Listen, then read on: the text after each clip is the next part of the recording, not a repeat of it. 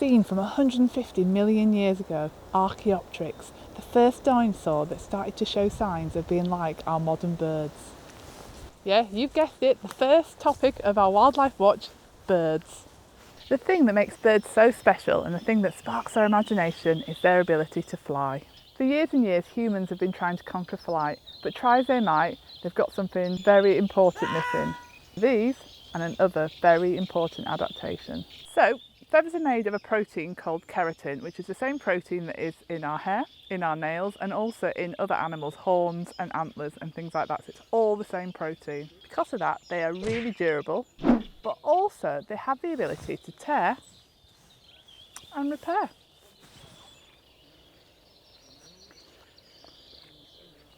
That's down to tiny barbules which act like a zipper, so just like on your school bag or on your pencil case.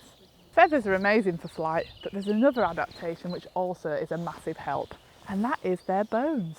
So unlike you or I, birds' bones are hollow, and inside they are supported by a network of mesh, which is almost like a steel bridge in its support system.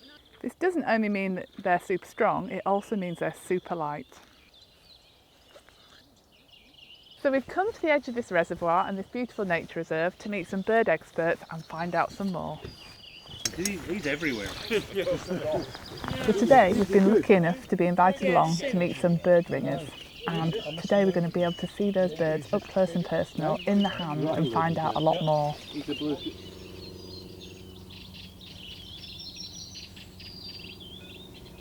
And as you can see, they're very, very busy having a close look at all the birds that have been caught this morning. The birds are caught in a very, very, very safe way on a mist net, which are the finest, softest nets which keep the birds really nice and safe. So what they're doing is they are ringing them, and every ring has a special number. They put these on really, really carefully using some very special implements, and all the people here today have gone through lots and lots of training to make sure they do this in the best way for the birds and can find out loads and loads of stuff. They're also weighing them, measuring their wings, and they can tell how old they are just by their wings, so it's really, really clever.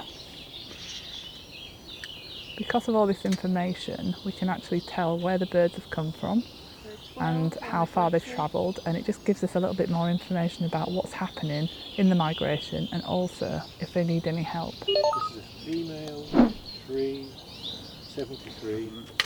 So sometimes you can easily tell which bird's which by using its plumage. For example, a red orangey breast and brown back is a robin, or blue tits have very distinctive look as well.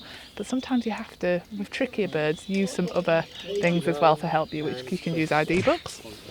Obviously talk to experts and they can tell you as well. There's also apps for your phone. There's all sorts of things that can help you ID more birds and get a bit more of an expert yourself. So in birds, the male tends to be much brighter and much more colourful, and the female tends to be much more subdued, and that's because she needs to protect her chicks and make sure they stay nice and safe from any predators.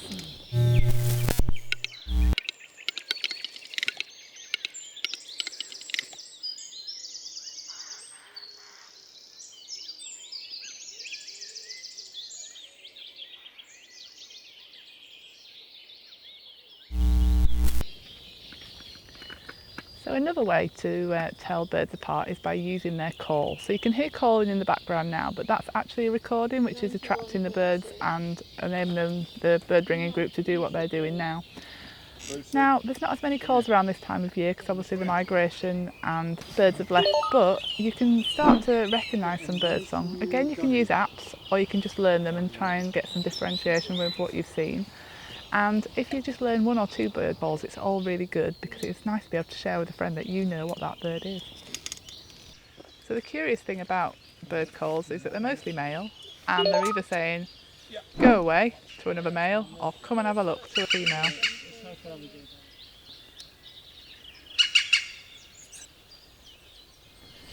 So another great way of identifying birds, and especially what family they are and what they eat, is to look at their bills.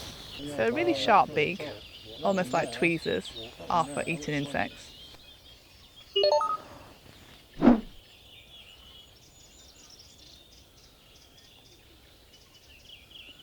Then you get more of a kind of a stumpy bill, which is for eating seeds, so for example on the yellowhammer or the redpoll.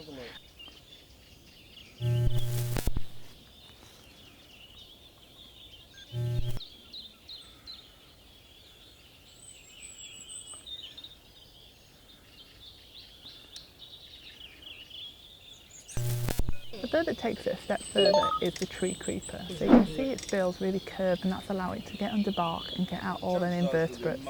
There's another bird called the curlew which lives on the mud flats near the coast, and that one used it to get the invertebrates out from under the mud.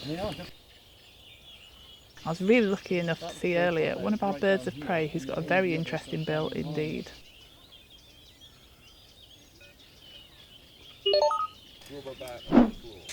So it was a female kestrel, and she had a really sharp beak, perfect for tearing at prey, and talons to pin it down.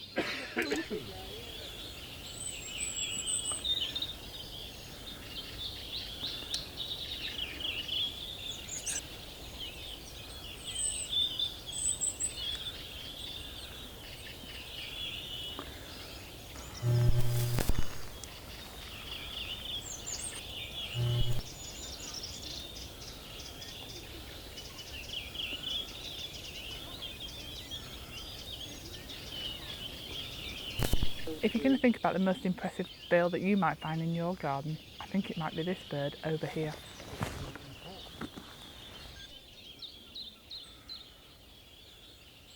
So this is a great spotted woodpecker, which has a bill that can drill holes in trees, and also is a very prolific predator.